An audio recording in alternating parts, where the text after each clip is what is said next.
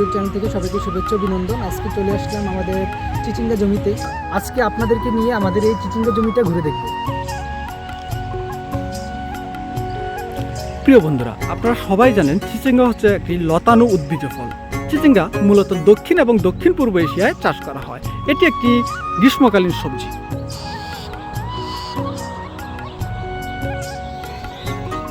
বন্ধুরা, এখন আমি আপনাদেরকে চিচিঙ্গা চাষের জন্য উপযোগী মাটি এবং পরিবেশ সম্পর্কে আলোচনা করব।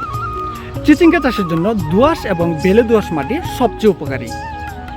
এই জমিতে জৈব সার ভালোভাবে মিশা থাকে এবং জল নিষ্কাশনের ব্যবস্থা ভালো থাকে এবং চিচিঙ্গা গাছের জন্য খুবই গুরুত্বপূর্ণ যে আবহাওয়া, সে আবহাওয়া বিদ্যমান থাকে।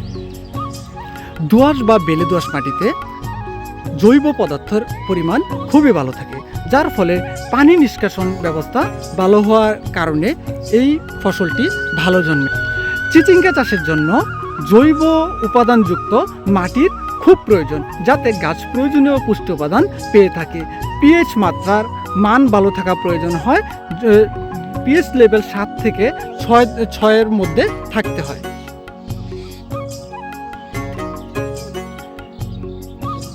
চিচিঙ্গা গাছের গোড়ায় জল জমলে গাছ পচে যায়। এই কারণে চিচিঙ্গা গাছের গোড়ার মাটি এইভাবে ড্রেনেজ ব্যবস্থা সিস্টেম বা ড্রেনেজ সিস্টেম করে দিতে হয়, যার মাধ্যমে বর্ষার পানি কিংবা সেচের পানি নিষ্কাশনের জন্য সুবিধা হয় এবং পানিটি গাছের গোড়ায় আটকে থাকে না।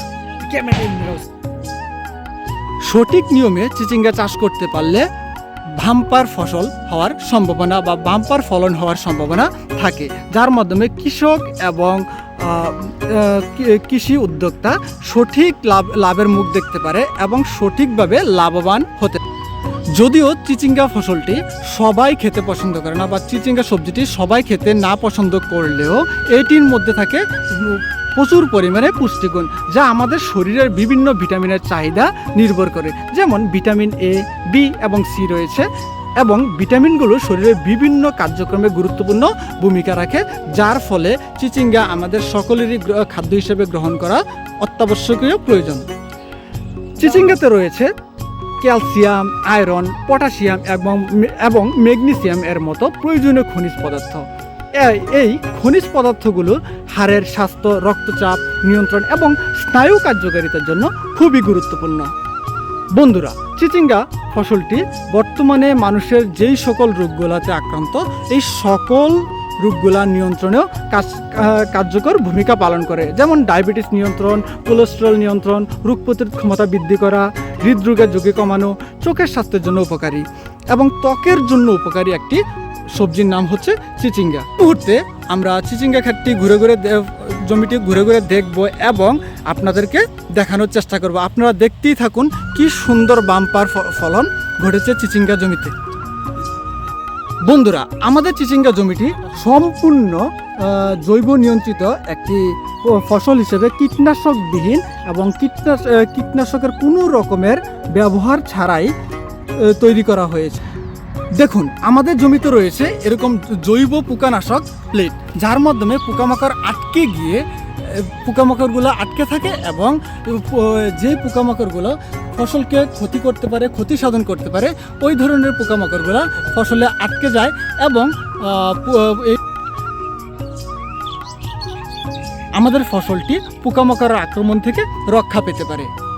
তাছাড়াও জৈব পরিবেশ বা জৈব সারের মাধ্যমে ফসল রোপণ করার সবচেয়ে গুরুত্বপূর্ণ বিষয় হচ্ছে আমাদের ফসলটি আমরা নিজেরা গ্রহণ করে থাকি এবং আমাদের আশেপাশের মানুষ বাজারে বিক্রি করার ফলে আমাদের আশেপাশের গ্রামের মানুষরা তা গ্রহণ করে থাকে।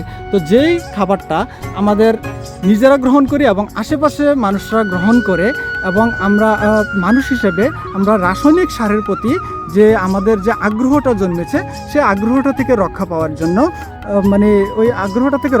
জন্য আমরা জৈব প্রক্রিয়ায় কিভাবে ফসল চাষ করতে হয় বা চাষ করা যায় সেই বিষয়টির উপরে বেশি নজর দেওয়ার চেষ্টা করছি।